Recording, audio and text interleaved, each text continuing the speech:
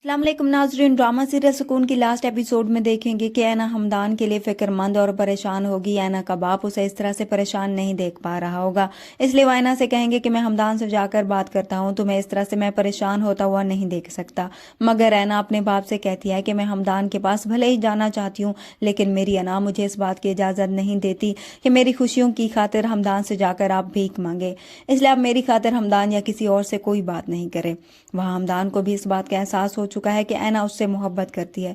जिस तरह से उसने रजा को इनकार किया और जिस तरह से वो रमजानी से हमदान के बारे में पूछती रहती है, इससे यही जाहिर होता है कि ऐना को भी हमदान की उतनी ही फिक्र है जितनी कि हमदान को वो खत भी मिल जाता है जो शानजे उसके लिए छोड़ कर जाती है। शानजे और रजा ये फैसला कर लेते हैं कि वो हमदान और ऐना की जिंदगी में मुदाखलत नहीं करेंगे, इसलिए शानजे अपनी तालीम मुकम्मल करने के लिए अमेरिका जाने का फैसला कर लेती है और रजा भी अपना बिजनेस संभालने में लग जाता है।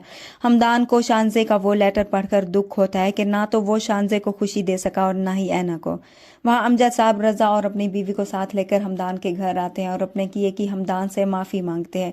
उन्हें इस बात का एहसास हो जाता है कि उन्होंने हमदान के साथ कितना गलत किया। हमदान ने हमेशा उनका साथ दिया, मगर इन लोगों ने उन्हें अकेला छोड़ दिया। हमदान अपनी खाला से कहता है कि मेरे दिल में आपके लिए कुछ बुरा नहीं, मैं आज भी आपकी वही रिस्पेक्ट करता हूँ जो पहले करता था। अमजद साहब हमदान को दोबारा उनकी कंपनी ज्वाइन करने का कहते हैं, तो मगर हमदान उन्हें कहता है कि वो बाहर एक कंपनी के साथ कॉन्ट्रैक्ट साइन कर चुका है और जल्द ही वो बाहर जा रहा है। दूसरी तरफ ऐना की डिग्री कंप्लीट होने के साथ उसकी जॉब भी हो जाती है, जिस पर उसका बाप ऐना की खुशी मनाने के लिए एक पार्टी अरेंज करते हैं। सब ऐना की इस कामयाबी पर बहुत खुश होते हैं। वह हमदान भी रमजानी से कहता है कि उसका सामान पैक कर दे।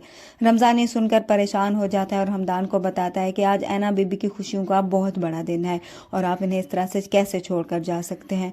हमदान ये सुनकर परेशान हो जाता है और ये फैसला करता है कि वो ऐना से मिलने जाएगा। वहाँ ऐना और तमाम घर वाले भी बहुत खुश होते हैं। ऐना अपने बाप से कहती है कि मैं बाप पर कोई मुश्किल नहीं आने दूंगी और मैं आपका हमेशा साथ दूंगी।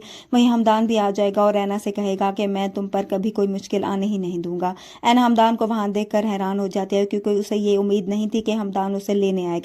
हमदान ऐना से कहता है कि क्या तुम मेरे साथ चलोगी। ऐना भी खुशी खुशी हमदान के साथ जाने पर राजी होती है।